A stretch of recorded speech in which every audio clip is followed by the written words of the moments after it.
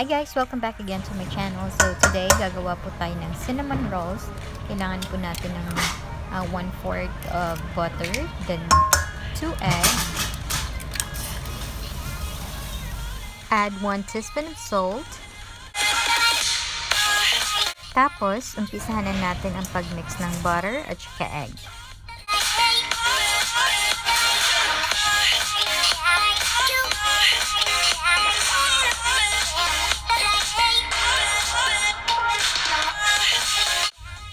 Pagkatapos, mag-add po tayo ng 4 cups of flour sa hinalo nating butter with egg. And then, haluin ulit natin.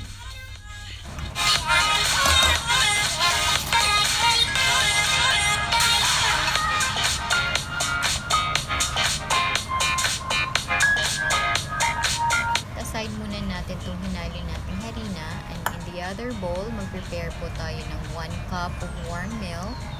Tapos, 1 spoon of yeast. And then, let's mix it. So, after po ma-dissolve nung yeast dun sa milk, ihalo po natin dito sa harina.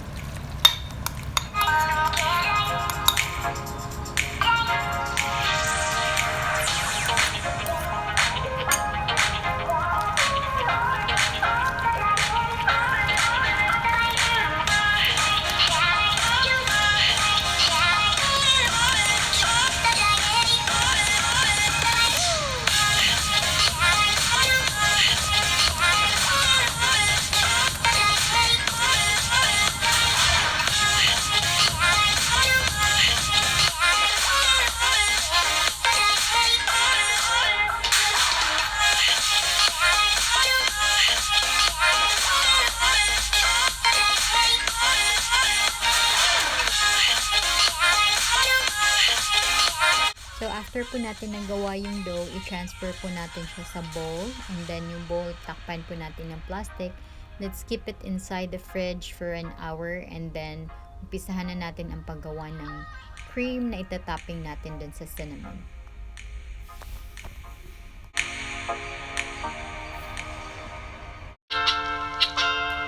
Sa gagawin po natin cream, kailangan po natin ng 1/4 of butter, half cup of cream cheese, tapos 1 cup of powdered sugar.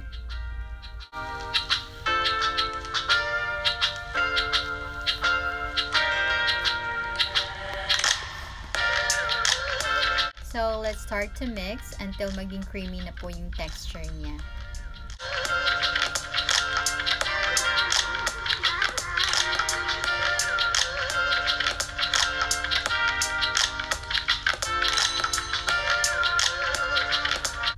So, while waiting po tayo sa dough na tumubo, magka-crush lang po ako ng peanut. Ilalagay ko po to sa ibabaw ng dough. Pero optional lang po to. Nasa sa inyo po kung ano po yung panglasa niyo.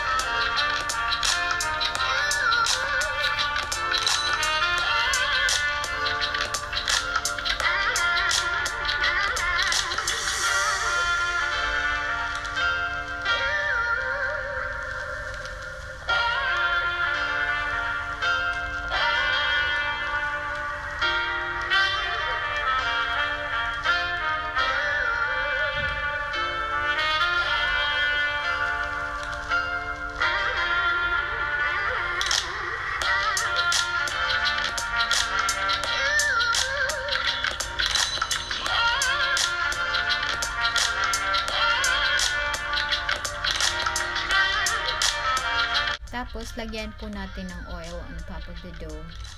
Pwede po kayong maglagay ng butter. Nasa sa inyo lang po yan, or olive oil. Ako, ginamit ko canola oil kasi naglagay na po ako ng butter dun sa cream, tapos may butter pa po sa dough. So, gusto ko ibang option naman, kaya yung nilagay ko oil.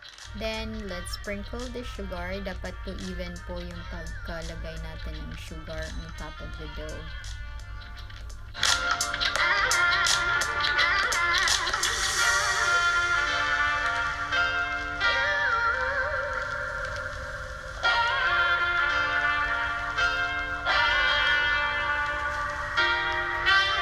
So, next po, isi-sprinkle po natin yung cinnamon, and let's make it sure na makover lahat ng area ng dough, same sa ginawa natin dun sa sugar.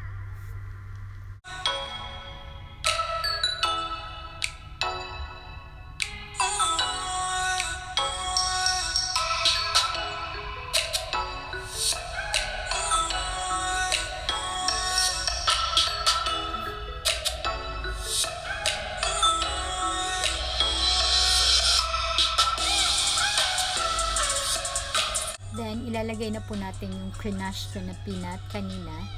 But, as what I've said a while ago, this is just optional. So, nasa sa inyo na po kung ano magiging panglasa nyo. Pero para sa akin, parang mas gusto ko yung a little bit crunchy inside.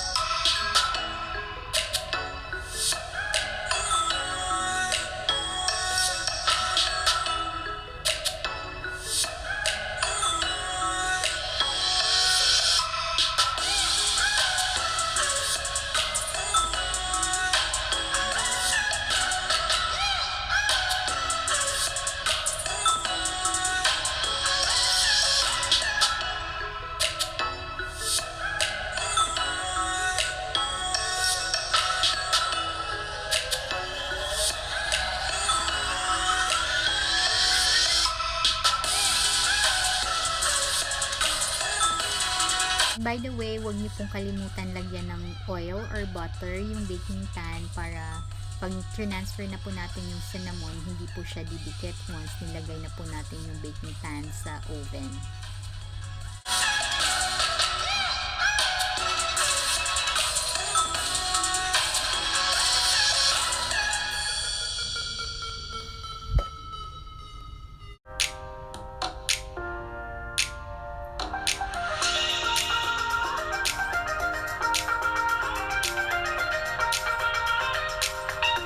Also, don't forget to preheat the oven in 160 degrees Celsius.